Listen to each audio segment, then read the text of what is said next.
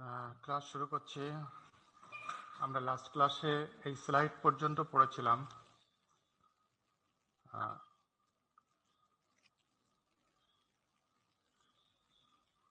Convention অনুযায়ী আমরা calculation দেখেছিলাম। দেখার পরে ফাইনাল আমাদের যে কমেন্টসটা এসেছিল সেটা হচ্ছে এই যে ইএমএফ পোলারিটি রিঅ্যাকশন স্পন্টেনিয়াস আর নন স্পন্টেনিয়াস হবে কিনা সেটা আমরা বুঝতে পারি কোনো একটা কমপ্লিট সেলের যদি কিনা তার হাফ সেল রিঅ্যাকশন এবং E0 জানা থাকে। এই পর্যন্ত আমাদের লাস্ট ক্লাস ছিল। এরপরে হচ্ছে মেজারমেন্ট অফ পিএইচ। আমরা বাই ডেফিনেশন পিএইচ জানি দিস ওয়ান, যেটা আমরা লাস্ট সেশনাল ক্লাসেও দেখেছি। তা হাইড্রোজেনের রিঅ্যাকশনটা যদি আমরা লিখি, হাইড্রোজেনের অক্সিডেশন রিঅ্যাকশনটা হচ্ছে এই, ইলেকট্রন ইভলিউশন হচ্ছে। সো হাইড্রোজেনের পটেনশিয়াল হচ্ছে E hydrogen সমান E0. This one is E0 minus RT by NF. N হচ্ছে 2 ln of হাইড্রোজেন, উপরে হাইড্রোজেন হবে এটা, তার পাওয়ার 2, ইলেকট্রন আসে না, divided by reactant hydrogen gas, so partial pressure of hydrogen. এই 2 কে যদি বাম পাশে নিয়ে আসা হয় তাহলে ওই 2 আর এই 2 কেটে যায়। কেটে গেলে আর এর ভ্যালু, টি এর ভ্যালু, এফ এর ভ্যালু এবং লংকে লগে ট্রান্সফার করলে 2.303 আসে। সেই সবগুলো মিলে কনস্ট্যান্ট এইটা হয়। সো মাইনাস আর সবগুলো মিলে কনস্ট্যান্ট এইটা, এই 2 কেটে গেছে ওই পাওয়ারের 2 দিয়ে, লগ অফ দিস ওয়ান। এবং আমরা জানি যে এই মাইনাস সাইন সহ এতটুকু হচ্ছে পিএইচ, এতটুকু হচ্ছে পিএইচ। সো জিনিসটা দাঁড়ায় 0.0592 পিএইচ। সো পিএইচ কে পটেনশিয়ালের সাথে রিলেট করলে আমরা এই ইকুয়েশনটা পাই। তাই না? পিএইচটা কি 1 ধরে নিছে? পিএইচটাকে 1 ধরে নিয়েছি মানে স্যার পি অফ H2 আর কি, মানে যে পার্শিয়াল প্রেসার অফ H2 আর কি। হ্যাঁ, ওটা 1, রাইট, ওটা 1 ধরা হয়েছে, রাইট। হ্যাঁ, তাহলে আমরা ইকুয়েশন পাচ্ছি এইটা, relation between potential and pH.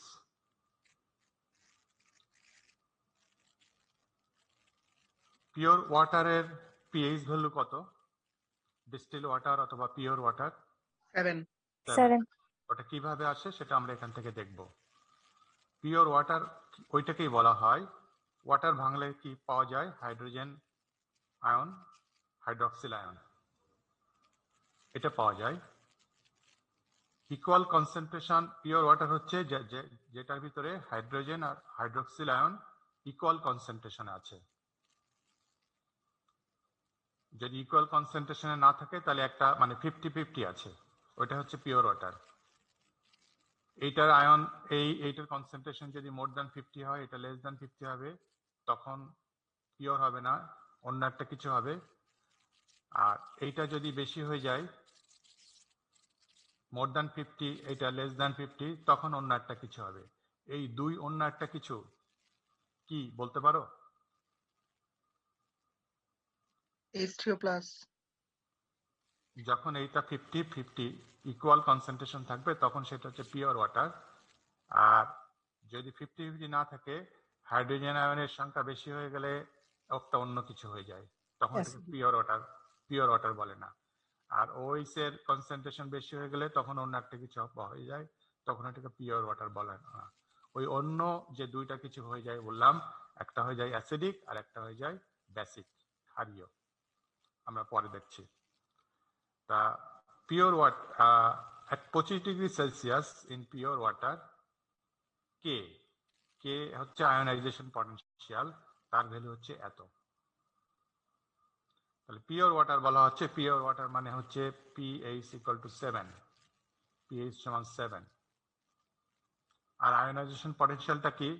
আমরা এই ইকুয়েশনটার যদি নানস্ট ইকুয়েশন লিখি তাহলে কি দাঁড়ায়? ই সমান E0 minus RT by NF লন অফ, এখানে যে জিনিসটা লেখা হয়, এই যে উপরে কি থাকে? প্রোডাক্টের অ্যাক্টিভিটি আর নিচে রিঅ্যাক্ট্যান্টের অ্যাক্টিভিটি, এই পুরো জিনিসটাকেই বলা হয় কে, আয়োনাইজেশন পটেনশিয়াল।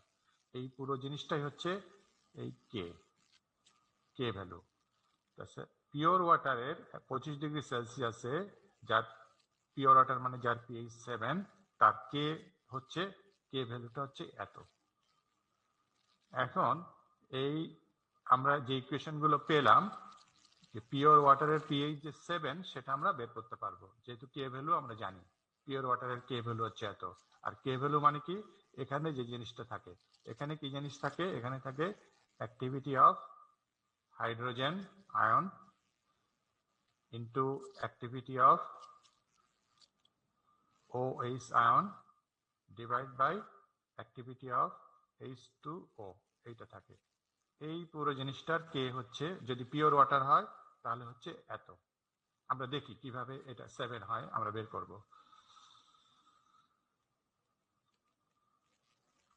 সো ওয়াটারের রিঅ্যাকশনটা হচ্ছে এই।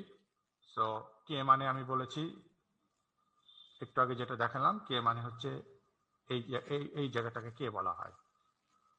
সো কে মানে হচ্ছে activity of hydrogen ion, activity of OH ion, activity of H2O, this one equal to K সমান। এটা পিওর ওয়াটার বলতে আমরা বুঝি এটার পরিমাণ যা, এটার পরিমাণ তাই, তার মানে এটা হচ্ছে অ্যাক্টিভিটি। সো এই OH কে আমরা AH দ্বারা রিপ্লেস করতে পারি, যেহেতু সেম ভ্যালু AH দ্বারা রিপ্লেস করতে পারি। সো তাই করা হয়েছে। আর এটা ইকুয়াল টু 1 যেহেতু পিওর ওয়াটার। সো কে সমান হয় এটা গুণ আবার একটা এটা, সো এটার whole square. So this implies A plus AH plus সমান রুট ওভার কে। কেটাকে বলা হয় আয়োনাইজেশন পটেনশিয়াল। সো পিওর ওয়াটারের ক্ষেত্রে আমরা ফর্ম এইটা পাচ্ছি, এই রিলেশনটা পাচ্ছি। এখন পিওর ওয়াটারের pH এর ফর্মুলা আমরা জেনেছি আগে, minus log of K. Minus pH মানে কি? pH মানে হচ্ছে মাইনাস লগ অফ কি? অ্যাক্টিভিটি অফ হাইড্রোজেন আয়ন, তাই না? এটা হচ্ছে আমরা pH এর ডেফিনেশন জানি। তো মাইনাস লগ অফ AH মানে হচ্ছে root over K, root over এই যে কে, আর কে এর ভ্যালুটা এটা দেওয়া আছে, আগের স্লাইডে দেওয়া আছে এইটা। এবং এটা হচ্ছে পিওর ওয়াটারের জন্য কে ভ্যালু। সো AH এর ম্যাগনিটিউড হচ্ছে দিস ওয়ান, আর এটাকে ক্যালকুলেশন করে দেখো, এটা 7 আসে। সো কোশ্চেন যদি আসে prove that pH of pure water is কে, তোমাকে এই জিনিসটা প্রুভ করে আসতে হবে। এটা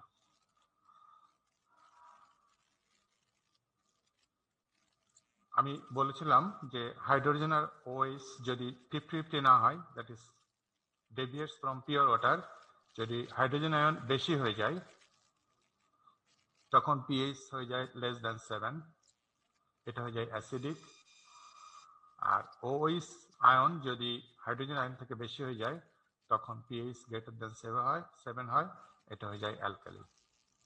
এটা আমরা জানি।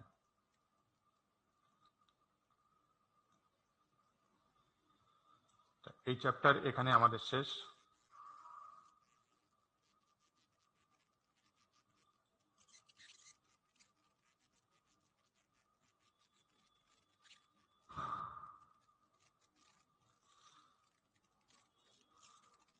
আমাদের সিরিজ সিলেবাস কি এই পর্যন্ত? না, কন্টিনিউ করবে। এখন যেটা পড়াচ্ছি সেটাও সিটির ভিতরে থাকবে। Next EMF series and galvanic series. EMF সিরিজটা তোমাদেরকে আগেও দেখানো হয়েছে, একটু বলাও হয়েছে।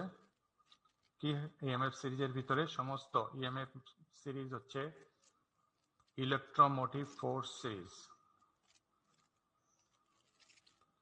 সেখানে কি আছে? মেটালগুলো সাজানো আছে, কোনো অ্যালয় নেই। কিন্তু কিভাবে সাজানো আছে?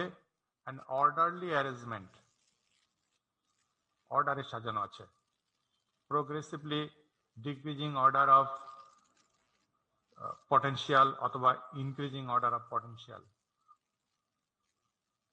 of standard oxidation or reduction. তোমার আগে ক্লাসে যেটা দেখানো হয়েছিল সেটা রিডাকশন পটেনশিয়ালে সাজানো ছিল, ওটা অক্সিডেশন পটেনশিয়ালে সাজানো যেতে পারে। অর্ডারলি অ্যারেঞ্জমেন্ট থাকলেই হলো। Reduction of potentials for all metals, not alloy.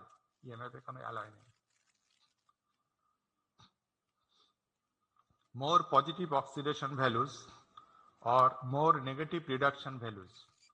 দেখো কোনো মেটালের যদি অক্সিডেশন ভ্যালু পজিটিভ হয় তাহলে ওই মেটালের রিডাকশন ভ্যালুটা নেগেটিভ হবে, এবং অক্সিডেশন ভ্যালু যদি বেশি পজিটিভ হয় তার রিডাকশন ভ্যালুটা বেশি নেগেটিভ হবে। তো এক কথা, মোর পজিটিভ অক্সিডেশন ভ্যালুস আর more negative reduction values correspond to more reactive metals. এটা আপাতত মনে হচ্ছে যেন একটা মুখস্থ করতে হবে, একটা সেন্টেন্সটার একটা মিনিং আছে, মুখস্থ করা লাগবে না। এটা যদি আমি বোঝাই তোমাদেরকে, ফর এক্সাম্পল দেখি একটা, হ্যাঁ এখানেই আছে, আমরা আয়রন নেই, আয়রনের এটা এখানে দেওয়া আছে রিডাকশন ভ্যালু কত, 0.440 মাইনাস 0.440 রিডাকশন ভ্যালু আয়রনের, মনে রাখো -0.440। আমি ওখানে ফেরত যাচ্ছি। সো আয়রনের অক্সিডেশন রিঅ্যাকশন দিচ্ছি আমি। আয়রনের অক্সিডেশন রিঅ্যাকশন হচ্ছে আয়ন হলো Fe2+ ধরলাম, যোগ দুটো ইলেকট্রন হলো। সো এটা কি আয়রনের অক্সিডেশন রিঅ্যাকশন। তাহলে oxidation potential E0, oxidation potential কত হবে বলো, একটু আগে দেখালাম 0.440 প্লাস আর মাইনাস, প্লাস 0.440। যে মাইনাস বলেছো সে ভুল বলেছো, কারণ ওখানে মাইনাস আমি দেখিয়েছি, ওটা রিডাকশন পটেনশিয়াল বলা ছিল, রিডাকশন পটেনশিয়াল -0.440।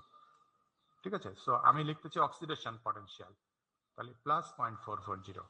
তাহলে দেখো মোর পজিটিভ অক্সিডেশন ভ্যালুস, আমি এখানে বাদ দিয়ে দেই, একটা বুঝলে আরেকটা বোঝা যাবে, ওই দুটো একসঙ্গে বুঝতে গেলে প্যাচ লেগে যায়।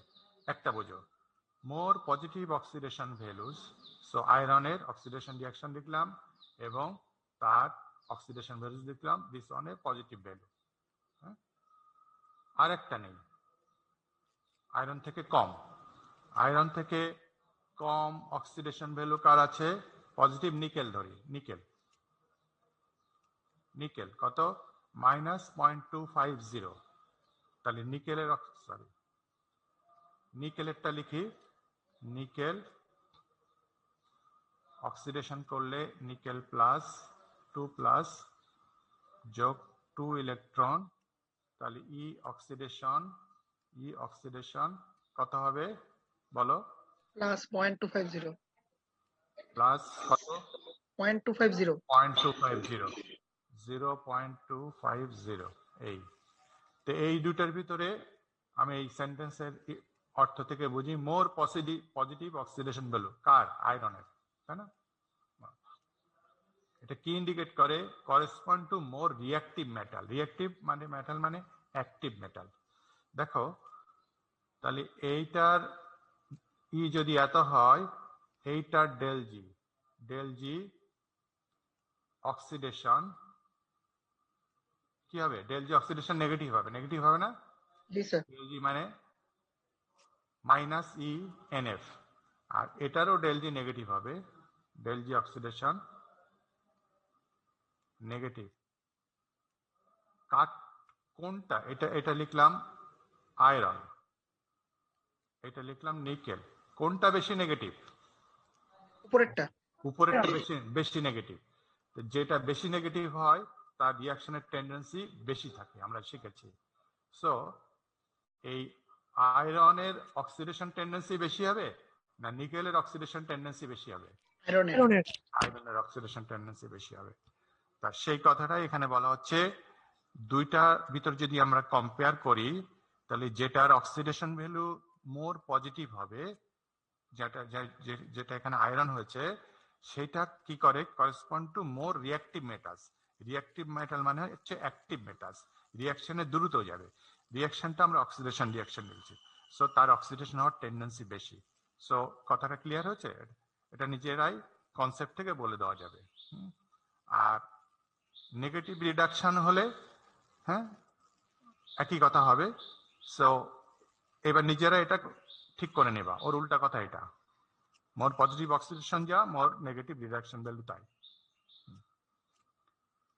Of two metals composing a cell, এখন এই দুটো যে মেটাল দিয়ে যদি একটা সেল তৈরি করি, একটা সেল মানে কি, একটা সেল মানে হচ্ছে যেখানে দুটো ইলেকট্রোড থাকবে, যে এখানে একটা আয়রন আছে, দিস ওয়ান ইজ আয়রন আর this one is nickel. Nickel এবার এটাকে যদি আমি অ্যাড করে দেই এবং এখানে একটা সেল ইলেকট্রোলাইট দেই, তাহলে এটা কোন ধরনের সেল হলো? ডিসিমিলার মেটাল সেল না কনসেন্ট্রেশন সেল? কোন ধরনের সেল হলো? একটা সেল হয়ে গেল, চারটা কম্পোনেন্ট আছে, similar metal cell. Electron 1, electron 2, electrolyte, external conductor. So কোন ধরনের সেল হলো? Dissimilar metal cell. Dissimilar metal. একটা আয়রন একটা nickel, dissimilar metal. Of two metals composing cell, একটা সেল তৈরি করতে যদি দুটো মেটাল থাকে, অ্যানোড কি হবে? Anode is the more active metal. এই দুটার ভিতরে মোর অ্যাক্টিভ কি আমরা আগের লাইন থেকে আয়রন। আয়রন। তাহলে অ্যানোড হবে মোর অ্যাক্টিভটা, এইটা হবে অ্যানোড আর এইটা হবে ক্যাথোড। ক্লিয়ার হয়েছে? সো ইএমএফ সিরিজ থেকে আমরা যে কোনো দুইটা মেটালকে যদি দিয়ে একটা সেল তৈরি করি, কোনটা অ্যানোড হবে কোনটা ক্যাথোড হবে এটা আমরা জানতে পারি, বুঝতে পারি। তো এটা হচ্ছে এই লাইনে বলা হয়েছে ইএমএফ সিরিজ। এটা আগে দেখানো হয়েছে, এখানে কিছু ইম্পর্টেন্ট জিনিস আছে। তাহলে ইএমএফ সিরিজে আমরা এক সাইডে থাকে মোস্ট অ্যাক্টিভ মেটালটা থাকে আর এক সাইডে মোস্ট নোবেল মেটালটা থাকে। নোবেল মেটাল মানে ইনার্ট, যে কেমিক্যাল রিঅ্যাকশনে যায় না। আর এক সাইডে থেকে মোস্ট অ্যাক্টিভ মেটাল, যেটা কেমিক্যাল রিঅ্যাকশনে খুব সহজে যায়। যেমন এখানে আমি দেখিয়েছি অ্যাক্টিভ। অ্যাক্টিভ কোন দিকে? যত নিচের দিকে যেতে অ্যাক্টিভিটি তত বেড়ে যাচ্ছে। প্রথমে আমরা আমাদের কমন সেন্স অ্যাপ্লাই করি, গোল্ড রেখে দিলে কি হয়? গোল্ড কোনো ক্ষয় হয় না, অক্সিডেশন হয় না। So this on the most Nobel. আমরা যা জানি, আমরা যা দেখি তাই, সায়েন্স আমরা পরে দেখি। আর সোডিয়াম পটাশিয়ামকে এনভায়রনমেন্টে এমনিতে রাখা যায় না, সে খুব সহজেই আয়ন হয়ে যায়, পিওর অবস্থায় রাখা যায় না, মানে সে খুব অ্যাক্টিভ মেটাল, অক্সিডেশন হয়ে যায়। এইবার আমরা সায়েন্সটা বুঝি। দেখো সোডিয়াম পটাশিয়ামের রিডাকশন পটেনশিয়াল হচ্ছে নেগেটিভ, তাহলে অক্সিডেশন পটেনশিয়াল হচ্ছে হাইলি পজিটিভ। কার? পটাশিয়ামের অক্সিডেশন পটেনশিয়াল হচ্ছে প্লাস 2.925, সোডিয়ামের হচ্ছে অক্সিডেশন পটেনশিয়াল লিখছে প্লাস 2.714। তাহলে খুব বেশি পজিটিভ পটেনশিয়াল অক্সিডেশন। আমরা একটু আগে শিখেছি more positive oxidation potentials corresponds to more active metal. So যেহেতু এর অক্সিডেশন পটেনশিয়াল সব থেকে বেশি পজিটিভ, তাহলে এই লিস্টে সব থেকে বেশি অ্যাক্টিভ মেটাল হচ্ছে এটা। তাহলে উল্টা ভাবে সব থেকে কম পজিটিভ অক্সিডেশন পটেনশিয়াল হচ্ছে এটা, অক্সিডেশন পটেনশিয়াল সব থেকে কম পজিটিভ, তার মানে সব থেকে কম অ্যাক্টিভ এইটা, তার মানে এটা হচ্ছে নোবেল মেটাল গোল্ড। ওটা নেগেটিভ হয়ে যাবে না? হ্যাঁ আবার বলো। গোল্ডেরটা স্যার নেগেটিভ হয়ে যাবে না, পজিটিভ তো থাকবে না? হ্যাঁ আমি হচ্ছে কম আর বেশি দিয়ে বলেছি। বুঝতে পারছি। অক্সিডেশন পটেনশিয়াল এটা হচ্ছে নেগেটিভ, তার মানে সব থেকে কম পজিটিভ, আমি এই কথাটা বলেছি। ব্যাপারটা একই তো, মিনিংটা তো একই। আমি যখন এটার সাথে কম্পেয়ার করবো, এটা সব থেকে বেশি পজিটিভ, এটা সব থেকে কম পজিটিভ, তো সব থেকে কম পজিটিভ মানে হচ্ছে সেটা নোবেল রিঅ্যাকশনে যাবে না, সেইটা আমি বলেছি। হ্যাঁ হ্যাঁ সেন্স একই আছে। সো এখানে তাহলে টিন আর আয়রন, এখানে দুটো আমি হাইলাইট করেছি, দেখো। তাহলে আমরা বুঝতে পারছি, তাহলে তোমাদেরকে আমি এখন যেভাবেই সাজাই না কেন, যদি এটা অক্সিডেশন পটেনশিয়াল দিয়ে সাজাই, রিডাকশন, তাহলে এইগুলো সব মাইনাস হয়ে যাবে, এইটা সব প্লাস হয়ে যাবে। এবং এখানে আমি যদি গোল্ড, সোডিয়াম, পটাশিয়াম না লিখে X, Y, Z, P, Q, R, S, T দিয়ে বোঝাই, কোনটা কি তোমরা জানলে না, কিন্তু এখানের এই ভ্যালু দিয়ে তোমরা বের করতে পারবে না। তোমাদেরকে যদি বলি বলো তো কোন সাইডটা মোস্ট নোবেল, কোন সাইডটা মোস্ট অ্যাক্টিভ, তোমরা বের করতে পারবে না। জি স্যার। এই ভ্যালুগুলো থাকবে, এই ধরনের ভ্যালুগুলো থাকবে। কিন্তু আমি gold, zinc, iron, nickel, potassium, sodium কিছু না দিয়ে এক্স, ওয়াই, জেড আননোন কিছু মেটাল দিয়ে দেবো। তাহলে তোমরা ওই কনসেপ্ট থেকে তোমরা বলে দিতে পারবা কোন সাইডটা বেশি নোবেল, কোন সাইডটা বেশি অ্যাক্টিভ, বলে দিতে পারবা। এখন যে দুইটা কনসেপ্ট বললাম, এটা যারা বুঝেছো তারা বলে দিতে পারবা। এখন এই দুটো মেটাল নিয়ে নেক্সট স্লাইডে আলোচনা করা হচ্ছে, একটা টিন আর একটা হচ্ছে আয়রন। এই দুটার পটেনশিয়াল তোমরা লিখে রাখো। টিনের পটেনশিয়াল হচ্ছে, রিডাকশন পটেনশিয়াল হচ্ছে মাইনাস, লিখে রাখো, রিডাকশন পটেনশিয়াল টিন মাইনাস 0.136, আয়রনের রিডাকশন পটেনশিয়াল মাইনাস 0.440।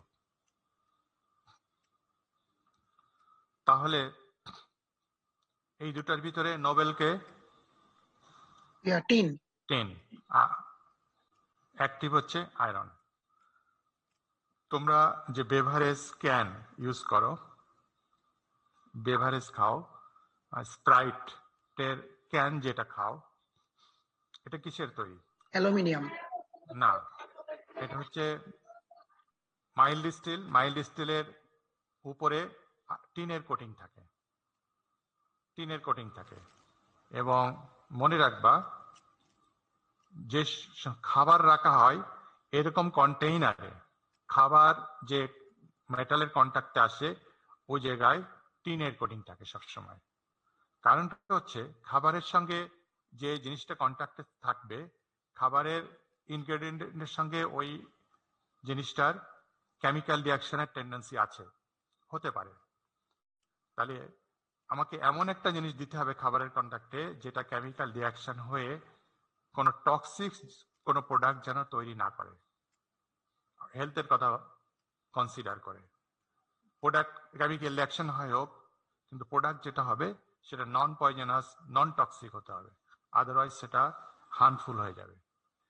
টিন খাবারের সঙ্গে নন টক্সিক প্রোডাক্ট তৈরি করে। এই জন্য বেভারেজ ক্যান যে তোমরা ইউজ করো, ওই ভিতর সাইডটা টিনের কোটিং থাকে, উদ্দেশ্য হচ্ছে ওইটাই। আর টিন কোটিং কেন দেওয়া হচ্ছে? কারণ আয়রন খাবারের সাথে রিয়াকশন করবে, আর যদি কোটিং না দেওয়া হতো, রিয়াকশন করে প্রথমে দুটো ক্ষতি হবে। আয়রনের ক্যান ফুটা হয়ে যাবে, রিয়াকশন হয়ে আয়রন ফুটা হয়ে যাবে, সো প্রোডাক্ট নষ্ট, বেরিয়ে যাবে, প্রোডাক্ট থাকবে না। ম্যানুফ্যাকচারার তৈরি করার পর অনেকদিন তার স্টোর রুমে থাকে, তারপরে কনজিউমারের কাছে আসে। সো যতদিন স্টোর রুমে থাকবে ততদিন যেন ওটা ফুটা হয়ে ভিতরের পানীয় বেরিয়ে না যায়, সেদিকে খেয়াল রাখতে হবে। সেকেন্ড, যে ফুটা যদি নাও হয়, তাহলে খাবারের সঙ্গে রিয়াকশন করে যে প্রোডাক্টটা তৈরি হয়, সেই প্রোডাক্টটা যেন ওটা মানুষের পেটে চলে যাবে, নন টক্সিক, নন পয়জনাস হয়। তা এই দুটা পারপাস সার্ভ করে হচ্ছে টিন। হ্যাঁ, কারণ টিন হচ্ছে আয়রন থেকে মোর নোবেল।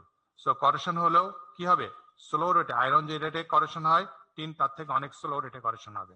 কারণ আমরা একটু আগে শিখেছি যে এই দুটার ভিতরে টিন হচ্ছে মোর নোবেল, রিলেটিভলি নোবেল। সো খুব স্লো রেটে করেশন হবে, এবং যে প্রোডাক্টটা হবে সেটা হবে নন টক্সিক। সেই জন্য আয়রনের ভিতরে টিনের কোটিং দেওয়া হয়। তো এখন ইএমএফ সিরিজের কিছু লিমিটেশন আছে, সেই লিমিটেশন গুলো আমরা দেখব। ফার্স্ট, এখান থেকে আমরা বুঝতে পারছি যে এটা হচ্ছে রিলেটিভলি নোবেল, আমি নোবেল কথাটা লিখলাম, আর এটা হচ্ছে রিলেটিভলি অ্যাক্টিভ। আমি পরের স্লাইডে চলে যাচ্ছি, তোমরা দুইটা পটেনশিয়াল ভ্যালু লিখে রেখেছো।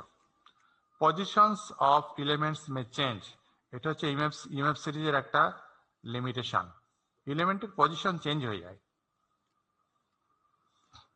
তা কি হচ্ছে, আমরা যে পজিশনটা দেখলাম আগের স্লাইডে, সেখানে আমরা দেখেছি কি tin is noble to iron according to EMF series. কথাটা ঠিক আছে। তাহলে যখন আয়রন আর টিন মিলে একটা সেল তৈরি হবে, ওখানে আয়রন আর টিন কন্ট্যাক্টে আছে, পানিও আছে উভয়ের কন্ট্যাক্টে, একটা সেল তৈরি হবে সেখানে স্বাভাবিকভাবে টিন আর আয়রনের। সেল তৈরি হলে কি হবে? অ্যানোড কি হবে?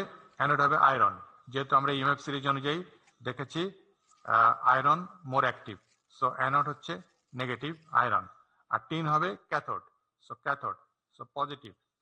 এই তাহলে সেল তৈরি হওয়া মানে কি হবে? একটা অক্সিডেশন হবে, একটা রিডাকশন হবে। সো আয়রন অক্সিডাইজ হয়ে আয়রন আয়ন হলো, টিন রিডিউস হয়ে টিন হলো। ইএমএফ সিরিজ অনুযায়ী এটা হওয়ার কথা এবং শুরুতে এটা হবে। যখন থাকবে এটা হওয়ার কথা, এই হচ্ছে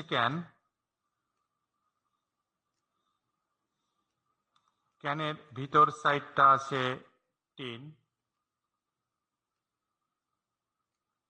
আর এখানে আছে পানীয়, হ্যাঁ, লিকুইড আছে, লিকুইড। সো লিকুইড কন্ট্যাক্টে যাচ্ছে টিনের, এটা হচ্ছে টিন। কন্ট্যাক্টে যে কি হয়ে যাবে? লিকুইডের সাথে টিনের রিয়াকশন করে টিন কিছু ক্ষয় হয়ে যাবে। ক্ষয় হয়ে যাওয়ার পরে বেশি দিন স্টোরেজ থাকলে টিন ছিদ্র হয়ে যেতে পারে, ছিদ্র হয়ে গেল। ছিদ্র হয়ে গেলে এইবারে কি হলো? এবং টিন ক্ষয় হয়ে গেল, সো টিনের পরিমাণ কনসেন্ট্রেশন কমে গেল। ক্ষয় হয়ে যাওয়া মানে সেই টিন লিকুইডের সঙ্গে কেমিক্যাল রিয়াকশন করে একটা থার্ড প্রোডাক্ট তৈরি করলো। সেই থার্ড প্রোডাক্টটা হচ্ছে, সো থার্ড প্রোডাক্ট ধরলাম, সেটা থার্ড প্রোডাক্ট, সেটা নন টক্সিক, সেটা আমরা খেয়ে ফেলি, কিছু যায় আসে না, non toxic, non harmful, not harmful, non poisonous. কিন্তু কি হলো? টিনের কনসেন্ট্রেশন এখানে কমে গেল। কনসেন্ট্রেশন কমে যাওয়া মানে অ্যাক্টিভিটিও কমে যাওয়া। সেই কথাটা এখানে বলেছে। Inside of tin plated iron containers, যেটাকে টিন ক্যান বলি আমরা, ইন কন্ট্যাক্ট উইথ ফুড, ফুডের সাথে যেটা কন্ট্যাক্টে আছে টিন আছে, আয়রন নেই। Certain food constituents combine with tin, so ফুডের যে ইনগ্রেডিয়েন্ট আছে সেটা টিনের সঙ্গে কম্বাইন করে ফেলে। কম্বাইন করে ফেলে টিন কমপ্লেক্স তৈরি করে, যেটাকে আমি এখানে প্রোডাক্ট বলছি, থার্ড প্রোডাক্ট বলছি, সেটা পানির সাথে মিশে থাকে। তাহলে কি হচ্ছে? টিনের কনসেন্ট্রেশন কমে যাচ্ছে, পিওর টিনের কনসেন্ট্রেশন কমে যাচ্ছে।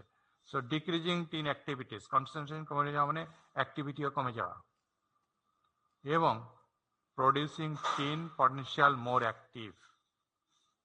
অ্যাক্টিভিটি কমে যাওয়া মানে হচ্ছে টিনটা যে অবস্থানে আছে ইএমএফ সিরিজ, সেই অবস্থান থেকে অ্যাক্টিভিটির দিকে চলে আসে। ইএমএফ সিরিজে আমরা টিন এখানে দেখেছি, আয়রন এখানে দেখেছি, হ্যাঁ, এবং কি হয়েছে? এই নিচের দিকটাকে অ্যাক্টিভ বলে বলা হয়েছে। আগের স্লাইডটা যদি তোমার মনে থাকে, আরেকবার দেখিয়ে নিয়ে আসি। এই যে টিন এখানে, এই নিচের দিকে যত যাচ্ছে অ্যাক্টিভ, আয়রন এখানে, এবং এবং এই ইএমএফ সিরিজটা কি একটা standard condition, EMF series standard কন্ডিশনে দেওয়া হয়। স্ট্যান্ডার্ড কন্ডিশনে বলা আছে অ্যাক্টিভিটি ইকুয়াল টু 1। তা টিন খাবারের কন্ট্যাক্টের থেকে যখন টিন কমপ্লেক্স তৈরি করে, সো টিনের কনসেন্ট্রেশন কমে যায়, সো টিনের অ্যাক্টিভিটি কমে যায়। টিন আফটার সার্টেন পিরিয়ড, হ্যাঁ, activity of tin decreases. So তখন আর কি হয়? তখন আর এই ইএমএফ সিরিজের টিন যে অবস্থানে আছে, ইএমএফ সিরিজের কন্ডিশন তো ফুলফিল করছে না। ফুলফিল করতে হলে অ্যাক্টিভিটি 1 হতে হবে, ফুলফিল করছে না। সো টিন এখান থেকে চলে আসে, নিচের দিকে চলে আসে। নিচের দিকে চলে এসে ইভেন সে আয়রনের নিচে চলে আসতে পারে। আয়রনের নিচে যদি চলে আসে তাহলে কি হয়ে যায়? টিন আয়রনের সাপেক্ষে অ্যানোড হয়ে যায়, মোর অ্যাক্টিভ হয়ে যায়। সেই কোন কন্ডিশনে এটা হয় সেটা আমরা দেখব। সেই কথাগুলো এখানে বলা হয়েছে যে খাবারের কন্ট্যাক্টে টিন থাকে, টিন খাবারের কনস্টিটিউয়েন্টের সাথে টিন কম্বাইন করে টিন কমপ্লেক্স তৈরি হয়, টিনের কনসেন্ট্রেশন দ্যাট ইজ অ্যাক্টিভিটি কমে যায়, এবং এর কারণে প্রডিউসিং টিন পটেনশিয়াল মোর অ্যাক্টিভ, টিনের পটেনশিয়াল আয়রনের থেকেও অ্যাক্টিভ চলে আসে, অর্থাৎ টিন এখান থেকে নিচে নেমে চলে আসে। আমরা দেখি সেই কন্ডিশনটা কি।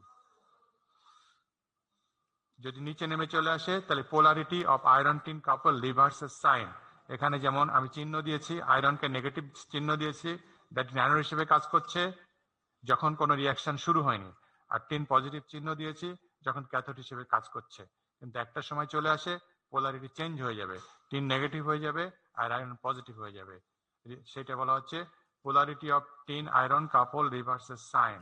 অর্থাৎ আমরা সেটা দেখি কোন কন্ডিশন। এখানে আবার আমরা সেইটাকে আনা হয়েছে, এটা তোমাদের আবার রিকল করার জন্য স্লাইডটা দেখানো হচ্ছে, তোমরা লিখে রেখেছো পটেনশিয়ালটা। হ্যাঁ, তা আমরা কোন কন্ডিশনটা সেটা বের করছি। কন্ডিশনটা বের করার সময় আমরা পোলারিটি চেঞ্জ করে নিয়েছি। এখন টিনের কনসেন্ট্রেশন কমে গেছে, টিনের পোলারিটি আমি চেঞ্জ করে দিলাম, টিন হয়ে গেল অ্যাক্টিভ। অ্যাক্টিভ অ্যাক্টিভ মানে হচ্ছে নেগেটিভ, আর আয়রন হয়ে গেল ক্যাথোড।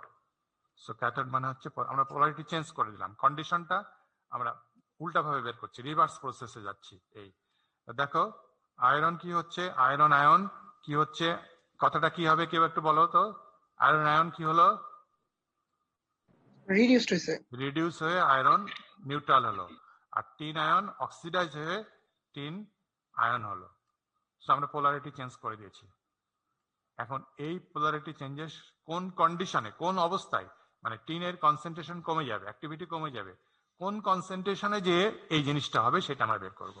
এই জিনিসটা হবে এইটার যদি আমরা পটেনশিয়াল এইবারে লিখি, পুরো এই সেলটার যদি পটেনশিয়াল লিখি ই সমান, এইটা হচ্ছে টিনের পটেনশিয়াল, এটা হচ্ছে তাই না টিনের, এটা হচ্ছে আয়রনের, তারপরে এইটা হচ্ছে ওই যে RT বাই এফ, আর লনকে 2.303 দিয়ে গুণ করে সেই কনস্ট্যান্টটাই আসে। ভ্যালেন্সি চেঞ্জ 2 কে 2 রাখা হয়েছে, উপরে টিন নিচে আয়রন। এ পর্যন্ত বোঝা গেছে?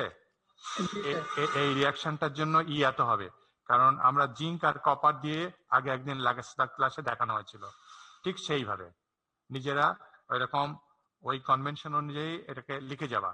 Left hand oxidation, right hand oxidation, left hand oxidation minus right hand oxidation, তারপরে 1 বিয়োগ 3, 2 বিয়োগ 4, মনে আছে? সেইভাবে লিখে দেখবা এটা সমান এটা হয়। এইটার জন্য এটা আসে, আমি সেটা আর দেখালাম না। এখন এই রিয়াকশনটা হতে গেলে আমরা ধরে নিচ্ছি এই রিয়াকশনটা হবে, ধরে নিলাম। এই রিয়াকশনটা হতে গেলে পুরো এই রিয়াকশনটার পরে ডেল জি নেগেটিভ হতে হবে না? জি স্যার। এই রিয়াকশনটা তখনই ঘটবে যখন পুরো এই রিয়াকশনটার জন্য ডেল জি নেগেটিভ হবে। এবার আমরা ই এর টার্মসে কি বলতে পারি, এই রিয়াকশনটার ই কি হবে?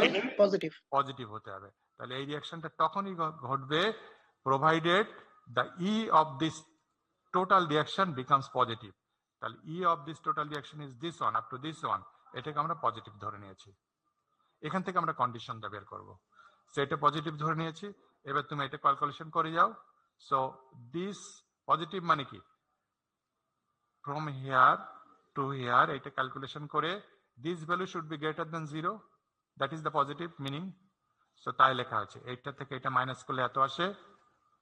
এবার তোমরা বের করো, এটা বের করো দেখি, এটা ক্যালকুলেশন করে বের করো নিজেরা। সো এখানে যেটা করা হচ্ছে এটাকে সিম্পলিফাই করো, এটা মাইনাস এটাস করো, দেখো এটা আসে, এটাকে ওইভাবে রাখা হচ্ছে, এটাকে ওইভাবে রাখা হচ্ছে, শুড বি গ্রেটার দ্যান 0। তারপরে log of tin divided by iron, দেখো এত আসে, টিন ডিভাইডেড বাই আয়রন এত আসে কিনা দেখো।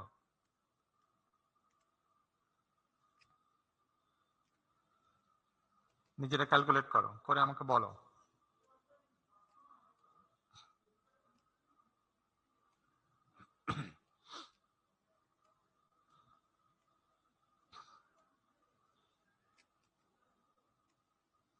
জি স্যার, এটাই আসে। এটাই আসে, তাই না? তাহলে কন্ডিশন কি, যে পোলারিটি চেঞ্জ হয়ে যাবে, দ্যাট ইজ টিন অ্যানোড হয়ে যাবে আর আয়রন ক্যাথোড হয়ে যাবে, এটার কন্ডিশন হচ্ছে এইটা।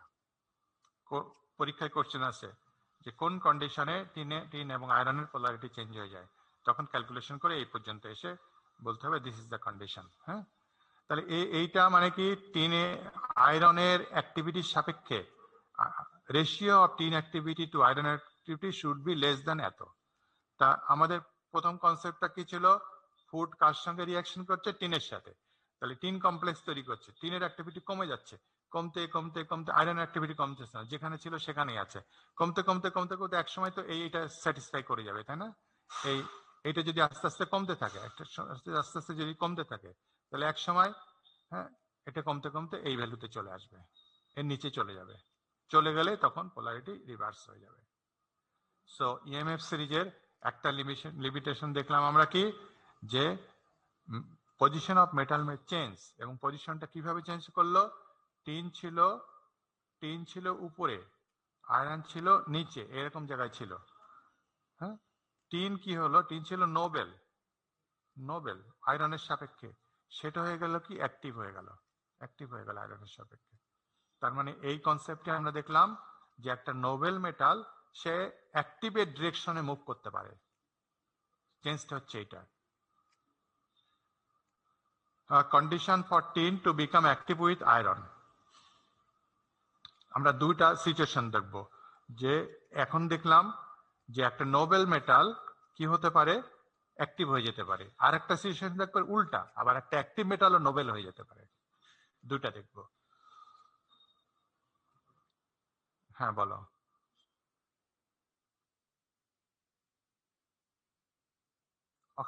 অক্সাইড হতে পারে, এখানে অক্সাইড বলা হয়নি, বলা হচ্ছে ফুডের সাথে রিয়াকশন করে টিন কমপ্লেক্স, টিন এবং ফুডের সাম প্রোডাক্ট তৈরি হলো, থার্ড প্রোডাক্ট আমি বলেছি এটা।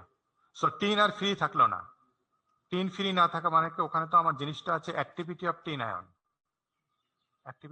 আয়ন, সো এই জিনিসটা কমে গেল, টিন পরে কমবে, যখন আয়রনের সঙ্গে রিয়াকশন করবে পরে কমবে। এবং ওই জিনিসটা প্র্যাকটিক্যালি ওইটাকে এরকম ভাবে রাখা হয় যে, কারণ আয়রনের সঙ্গে যখন যদি টিন সব শেষ হয়ে যায়, শেষ হয়ে গেলে তারপরে এইটা সে আয়রন, এর ভিতরে হচ্ছে টিনের কোটিং, আমি বড় করে দেখাচ্ছি বোঝানোর জন্য। এখানে হচ্ছে ফুড, তো এই ফুডটা টিনের সঙ্গে রিয়াকশন করে টিন ক্ষয় করতে থাকবে, ক্ষয় শেষ হয়ে গেলেই তারপর ফুডটা আয়রনের কন্ট্যাক্টে যাবে। হ্যাঁ, তখন না আয়রনের সঙ্গে আয়রন অ্যাক্টিভিটি কমতে থাকবে, তাই তো?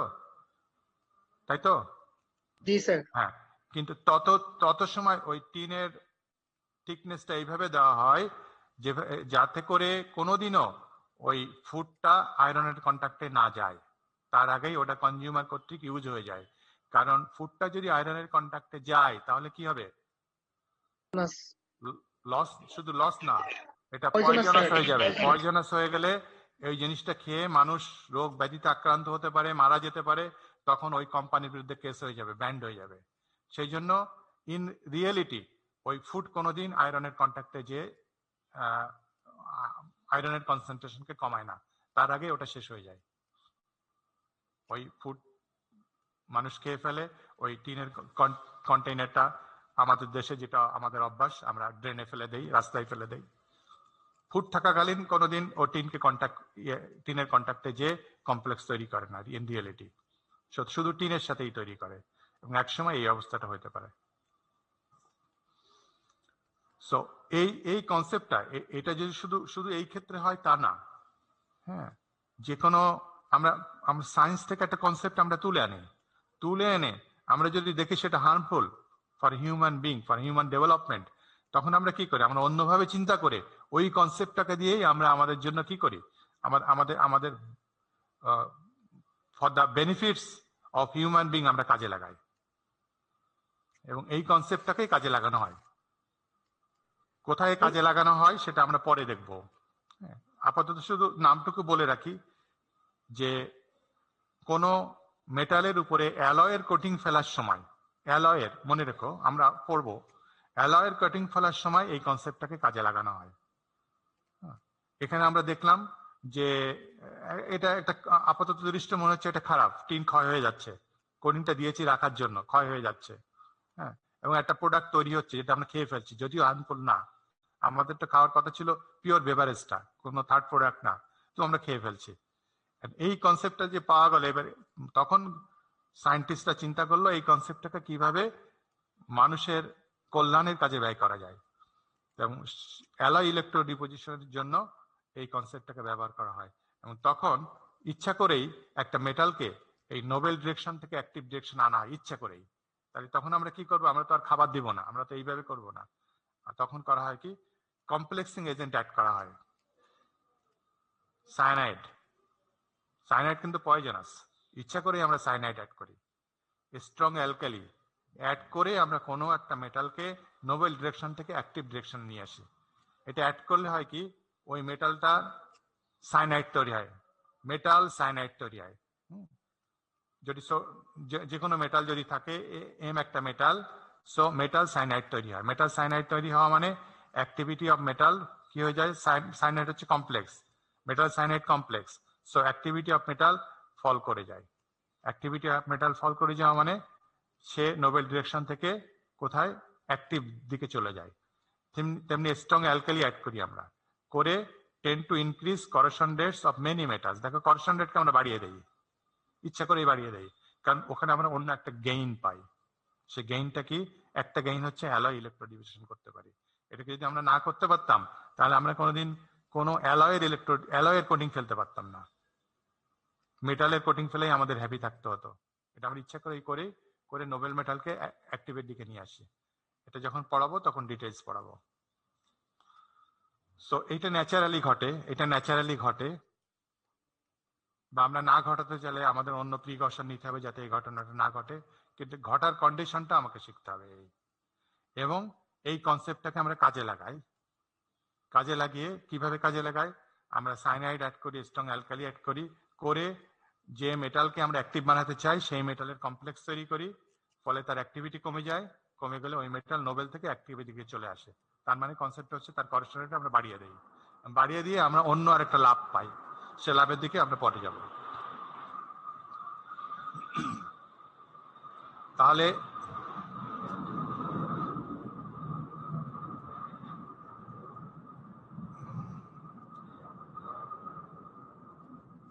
এখানে আমরা দেখলাম যে ইএমএফ সিরিজে কোন একটা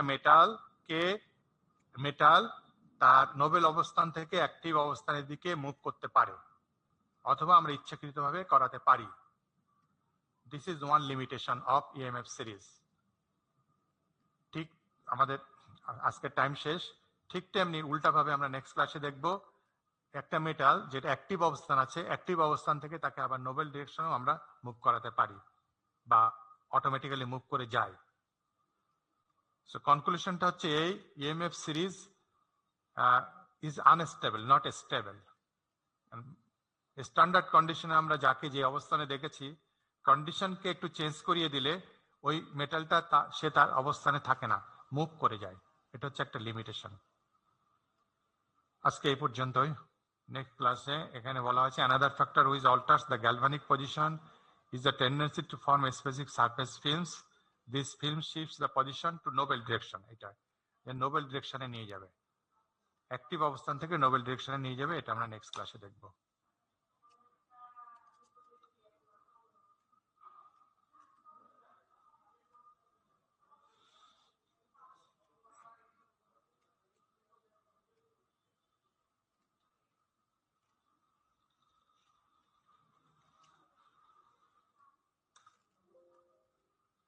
এটা কি স্যার স্টেইনলেস স্টিলে ইউজ করা হয়?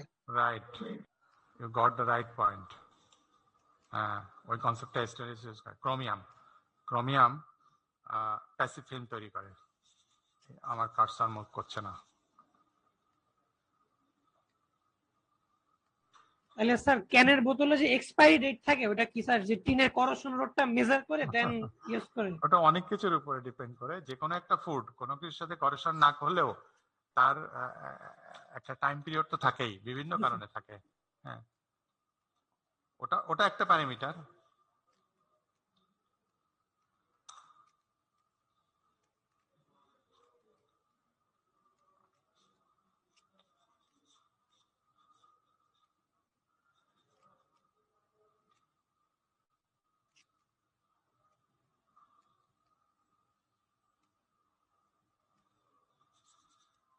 আচ্ছা আমি রোল কল করি, আমার এটা কাজ করছে না।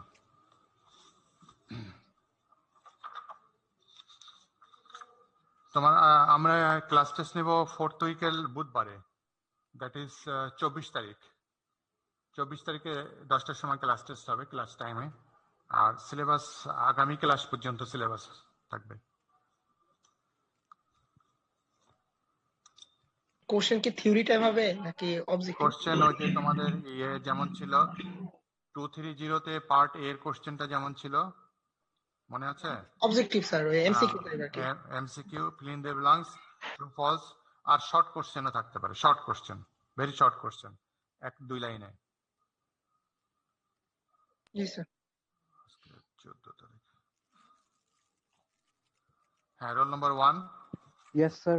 2, yes sir. 3, Yes, sir. 4, Yes, sir. 5, yes sir. 6, Yes, sir. 7, Yes, sir. 8, Yes, sir. 9, yes sir. 10, 11, 11, Yes, sir. 12, Yes, Yes, sir. sir. 11. 13, yes sir. 14, Yes, sir. 15, Yes, sir. 16, Yes, sir. 17, 17, Fahim Faisal, 17 Yes acho? sir. 8, Yes, sir. Okay, 19, Yes, sir. Yes sir. 20, yes sir. 21, Yes sir. 22, Yes, sir. 24, Yes, sir. 25, Yes sir. 26, Yes, sir. 27, Yes, sir. 28, Present. 29, Yes, sir. 30, Yes, sir. 31, Yes, sir. 32, Yes, sir. 33, Yes, sir. 34, Yes, sir. 35, Yes, sir. 37, Yes, sir. 38, Yes, sir. 39, Yes, sir. 40, Yes, sir. 41, actually 41, Yes, sir. 42, Yes, sir. 43, Yes, sir. 44, Yes, sir. 45, Ismail Hussain, 46, Yes sir. 47, Yes, sir. 48, Yes, sir. 49, Yes, sir. 50, Yes, sir. আর হচ্ছে 15 batch 22, Yes, sir. 15 batch 23, আজকে absent হচ্ছে regular batch 45, আর 15 batch 23,